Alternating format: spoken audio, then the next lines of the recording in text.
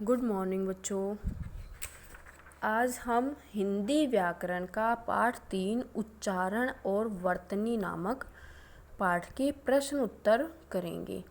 जो हमने कल की कक्षा में उच्चारण और वर्तनी के बारे में जाना था कि उच्चारण क्या होते हैं, उच्चारण स्थान क्या होते हैं और किस प्रकार इनकी वर्तनी में अशुद्धियाँ पाई जाती हैं। तो आज हम इसके प्रश्न उत्तर करेंगे, अभ्यास कार्य करेंगे कि किस प्रकार हमने पाठ को पढ़ा और समझा। तो आइए हम शुरू करते हैं।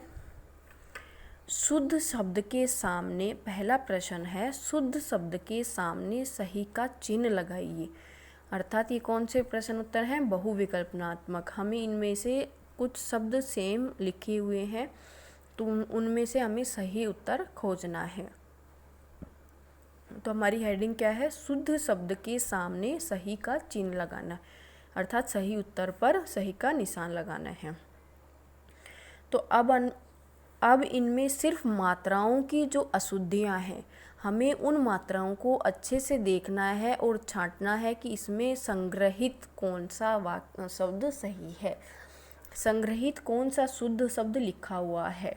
तो आप देखिए, संग्रहित छोटी ही की मात्रा, संग्रहित ये भी गलत, ये भी गलत, और हमारा सही उत्तर है संग्रह बड़ी है में बड़ी ई की मात्रा। और तय कौन सा शब्द सही है हमारा? संग्रहित पहला।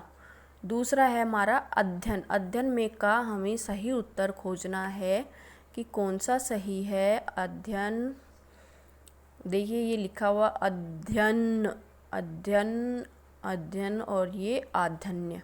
तो हमारा सही उत्तर है अध्ययन। ए आधा ध्याय, ये और न, ये वाला हमारा सही उत्तर है। अगला है हमारा सौभाग्य का हमें सही शब्द ढूंढना है कि कौन सा सही लिखा हुआ है। सौभाग्य, हमारा इसमें सही उत्तर है सौभाग्य। से में औ की मात्रा, भा और आधा ग और ये हमारा शब्द सही है।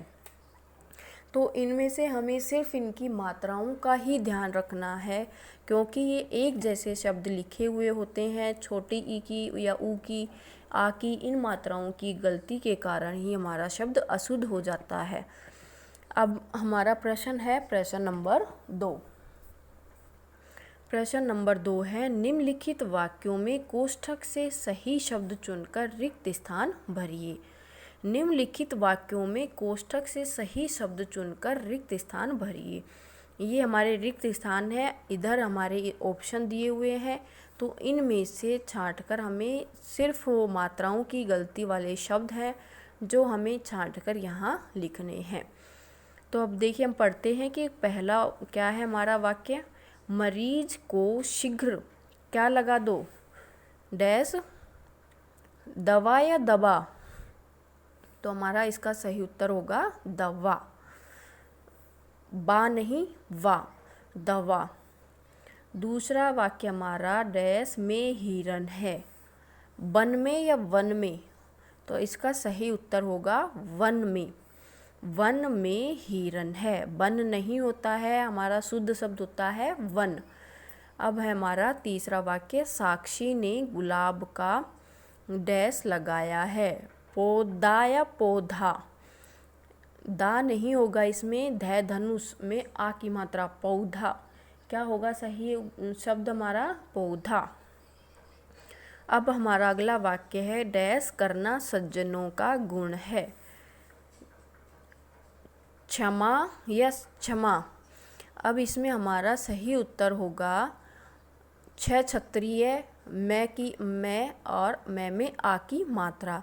ध्यान रहे इसमें क्षम लिखा हुआ है, ये मिसप्रिंट हो गया है, तो हमें इसमें आ की मात्रा भी लगानी है। देखिए ये क्षमा, क्षत्रिय, मैं और मैं में आ की मात्रा। तो हमारा सही उत्तर हो गया क्षमा। अगला वाक्य है, राघव अपने डैश गांव आया, कहाँ से, पैतृक या पैतृक। तो हमारा इसका सही उत्तर होगा पै में आई की मात्रा, तै में आधा रै नीचे और कै पैतृक। इसी प्रकार हमारा प्रश्न है प्रश्न नंबर 3, निम्नलिखित शब्दों को शुद्ध करके लिखिए। निम्नलिखित शब्दों को अशुद्ध शब्द दिए हुए हैं, हमें उनका शुद्ध रूप लिखना है। तौलिया, तौलिया का शुद्ध रूप क्या होता है? तौलिया। तै में औ की मात्रा छोटा ली और या, तौलिया। इस प्रकार हमें शुद्ध लिखना है। बसंत, बसंत लिखा हुआ है, वो बसंत नहीं होता है, क्या होता है? वसंत।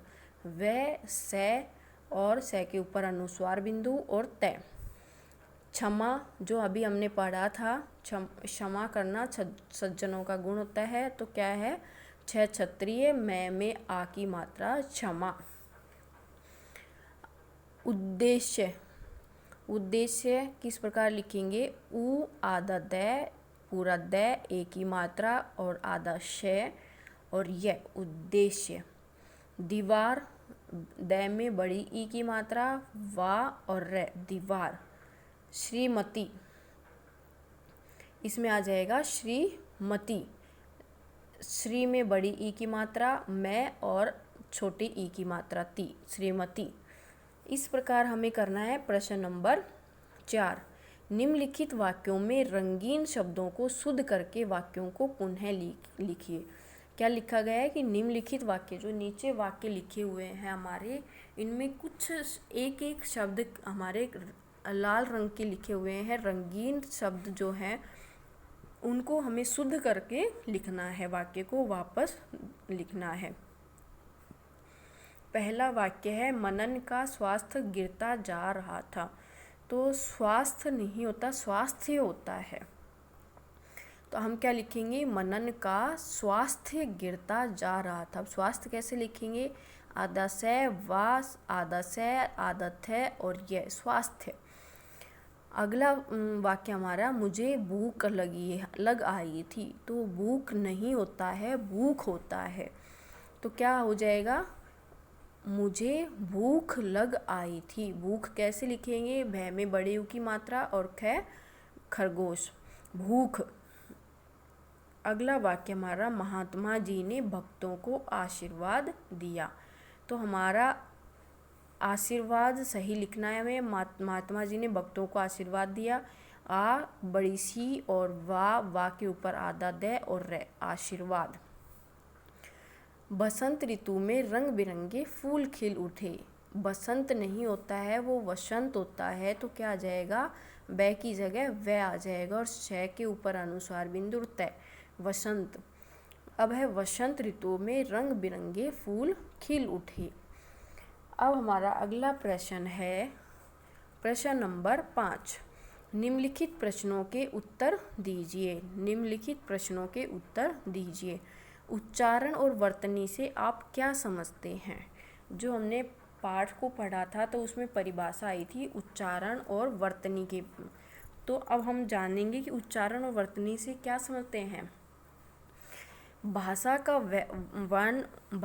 वर्ण जिस प्रकार बोला जाता है, या इस प्रकार भी लिख सकते हैं कि हमारे मुख से ध्वनि निकलने वाली ध्वनि ही उच्चारण कहलाती है।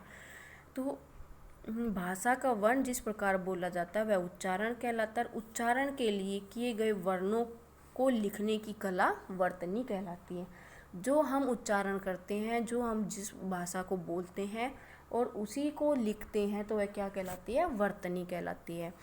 तो अब देखिए, हम इसका उत्तर है, भाषा का वर्ण जिस प्रकार बोला जाता है वह उच्चारण कहलाता है और उच्चारण के लिए गए वर्णों को लिखने की कला को वर्तनी कहते हैं। इस प्रश्न का उत्तर हो गया यहाँ से और यहाँ तक।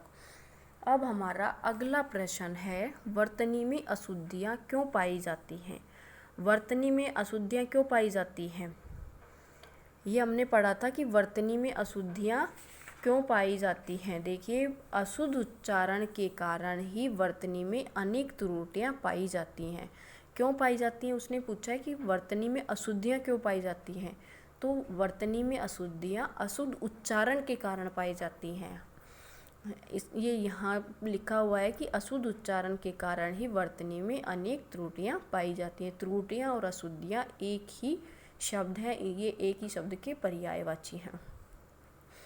तो दूसरे प्रश्न का हमारा उत्तर हो गया, अशुद्ध उच्चारण के कारण ही वर्तनी में अनेक त्रुटियाँ या अशुद्धियाँ पाई जाती हैं, जिससे अर्थ में भी परिवर्तन हो जाता है। तो इस प्रकार हमारे सारे प्रश्न उत्तर पूरे होते हैं। तो आज का हमारा गृह कार्य है प्रश्न नंबर 1, प्रश्न नंबर 2, प्रश्न नंबर 3, 4 और 5। यह कार्य हमें कॉपी में करना है, सुंदर लेख में कार्य पूर्ण करना है। कोई लिखते समय हमें मात्राओं का खासकर ध्यान रखना है, क्योंकि इस पाठ में हमने मात्राओं की अशुद्धियों के बारे में ही जाना है। तो हमें उन मात्राओं की वापस अशुद्धियाँ गलती नहीं करनी है और बहुत ही सुंदर तरीके से कार्य करना है। जैसे ही आपका कार्य पूर्ण हो जाता है उसकी फ़ोटो खींचेंगे और मुझे सेंड कर देंगे।